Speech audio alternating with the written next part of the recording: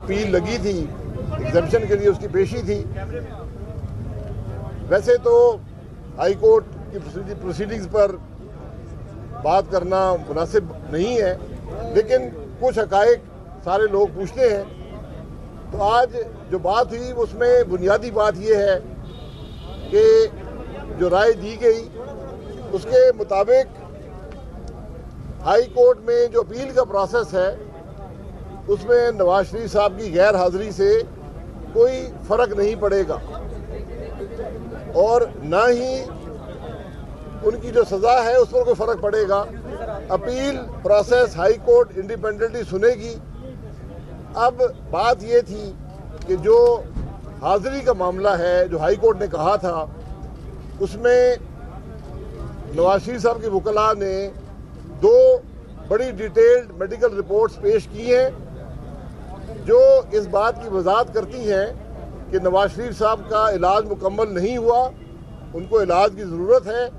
और यही हमारी भी प्ली है हाई कोर्ट के सामने कि अभी तक उनकी तबीयत जो है वो संभली नहीं है। जब तक ये इलाज मुकम्मल नहीं होता, जो कोविड की वजह से वहाँ रुका हुआ था, तो वो इलाज करवा कर ही वापस आएंगे, क्योंकि जिस मकसद के लिए वो गए थे वो इलाज ही था।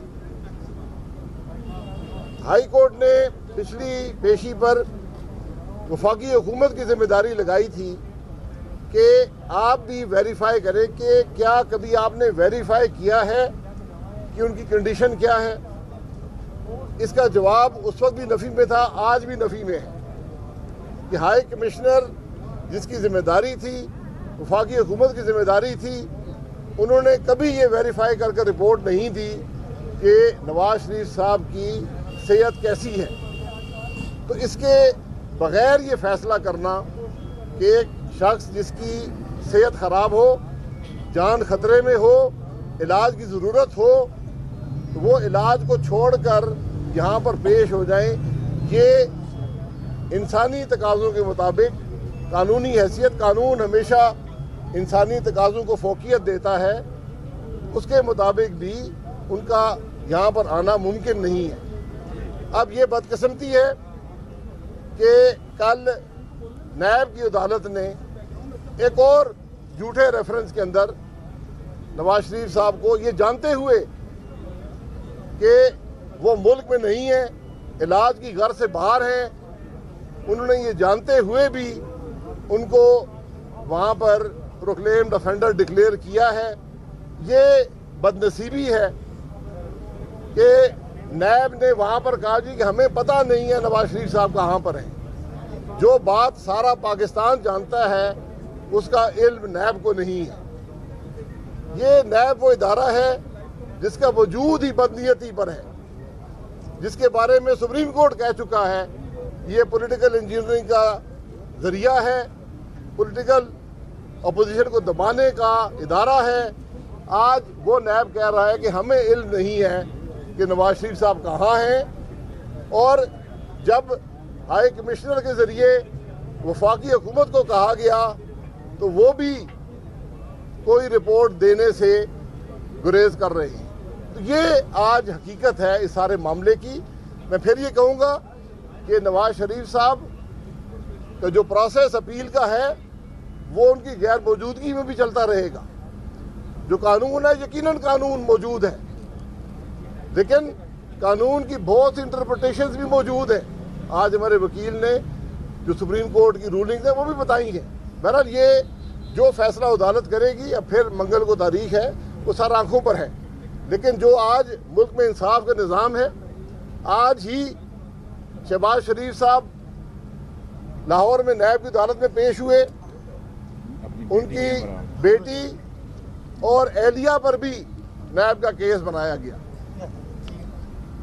नैब की हकीकत हर पाकिस्तानी जानता है। आज आप नैब के केस देख लें, सारे के सारे अपोजिशन पर हैं और एक केस भी जो पाकिस्तान मुस्लिम लीग नून पर बनाया गया वो हुकूमती मामला से नहीं है। जो जमात 10 साल वफाक में इक़्तिदार में रही हो, जो सूबे में इक़्तिदार में रही हो, उस पर आज तक हुकूमती रिकॉर्ड सारा होने के बावजूद भी एक पैसे की करप्शन का केस नहीं बन सका। पूरी कोशिश नैब ने भी कर ली है, इमरान खान ने भी कर ली है, लेकिन जब करप्शन हुई ही नहीं तो केस कैसे बनेगा। और आज जो हकायक हैं, जो इस हुकूमत की करप्शन है, ये बात आज हर पाकिस्तानी जानता है। ये बात आज वाज़ेह हो चुकी है कि पाकिस्तान की तारीख की करप्ट तरीन हुकूमत आज इक़्तिदार में है। कौन सी मिनिस्ट्री है जहां करप्शन नहीं है? सिर्फ एक चीनी की मद में 250 अरब रुपया पाकिस्तान की अवाम की जेब से निकल चुका है। सैकड़ों अरब रुपया आटे की मद में निकल चुका है। इसका जवाब ना आज तक दिया नहीं जा सका, इसलिए कि ये सवाल किसी ने किया नहीं है। नैब को ये चीज़ें नज़र नहीं आती। नैब को सिर्फ अपोजिशन नज़र आती है।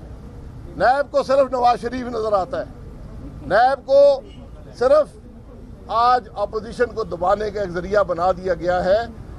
ये अकाउंटेबिलिटी नहीं है, ये इंतकाम है। हम इस इंतकाम से नहीं घबराते, अपना पूरा जोर लगा लें। पाकिस्तान के अवाम आज हकीकत को समझ चुके हैं। वो जानते हैं कि हुकूमत नाकाम हो चुकी है, हुकूमत मुल्क के मसाइल हल नहीं कर सकती। तो अपनी नाकामियों से तवज्जो हटाने के लिए आज हुकूमत इस किस्म की इंतकामी कार्रवाइयों में मसरूफ़ है। दिन में घंटे 24 होते हैं, या आपने काम करना है या आपने इंतकाम लेना है। इमरान खान ना काम में कामयाब हो सका, इंतकाम की कोशिश उसने की है, लेकिन अल्हम्दुलिल्लाह आज तक एक पैसे की करप्शन पाकिस्तान मुस्लिम लीग नून के ख़िलाफ़ ना साबित हो सकी, ना कोई इल्ज़ाम लगा सका। ये आज की हकीकत है। भाई साहब ये बता दें, अदालत में बारी बारी कर लें जी, इसलिए कि वो ये जानते हैं कि नवाज शरीफ साहब की तबीयत क्या है, उनको क्या इलाज की ज़रूरत है। वो ये जानते हैं कि इलाज नामुकम्मल है। 3 सर्जरीज होनी है, 2 मारूफ डॉक्टरों ने लिख कर दिया है।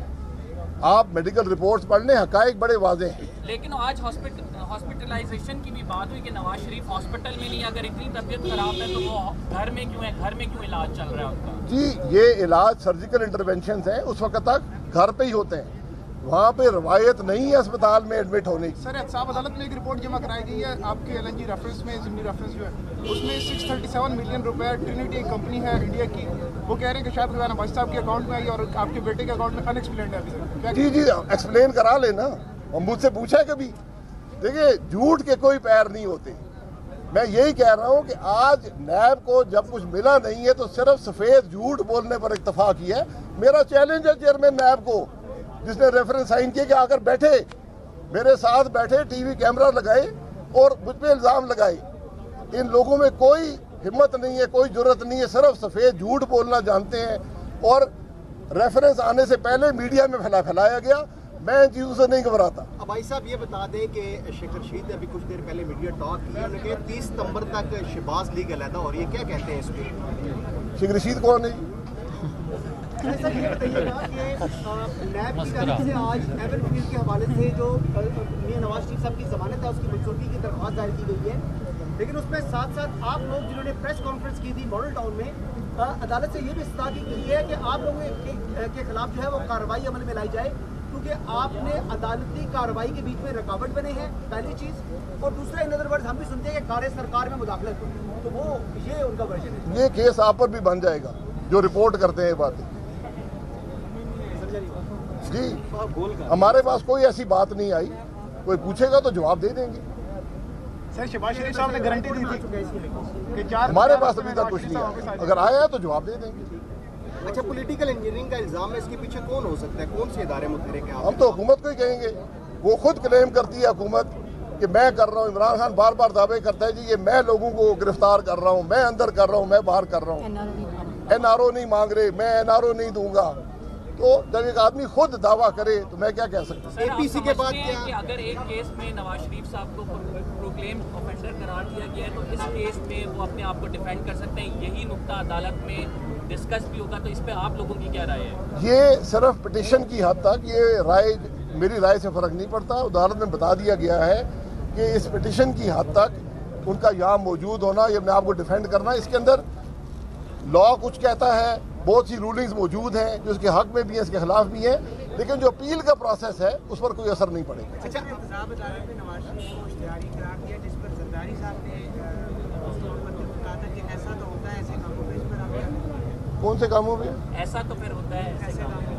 नहीं, कौन से कामों में? सड़कों पर घसीटने के बयान से गले मिलने के वाला सर्दियों की शामें आ रही हैं यार ये मुख्तलिफ बातें सियासत में होती रहती हैं। APC के बाद क्या हालात हुए? क्या आवाम सड़कों पे आएगी? हुकूमत के खिलाफ 20 को डेट भी अनाउंस हो रही है, क्या कहेंगे APC के हवाले से? अगर आप ये समझते हैं कि अवाम तकलीफ में है, मुल्क में हालात मुश्किल हैं, महंगाई जोर पर है, हुकूमत नाकाम हो चुकी है, तो ज़रूर अवाम सड़कों पर आएंगे। हमसे तो हर शख्स सवाल करता है कि इन चोरों को घर भेजें। सर, चौधरी निसार साहब को भी दावत देंगे APC में शिरकत की?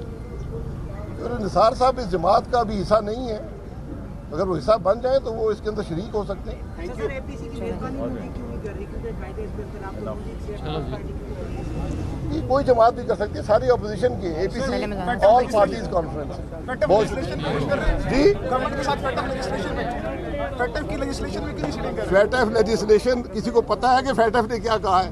फैटफ ने ये कहा है, अगर हुकूमती वजीर बता दें, वज़ीर-ए-आज़म बता दे कि किसी पाकिस्तानी शहरी को 180 दिन के लिए फैटफ कह रहा है गायब कर दें, तो हम फिर यकीनन गलत हैं।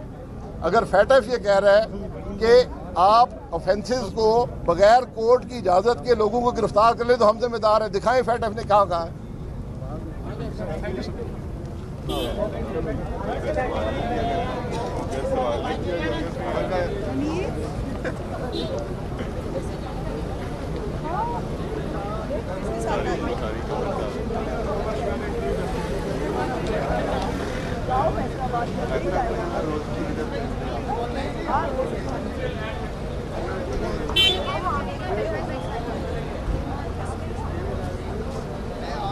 हैं?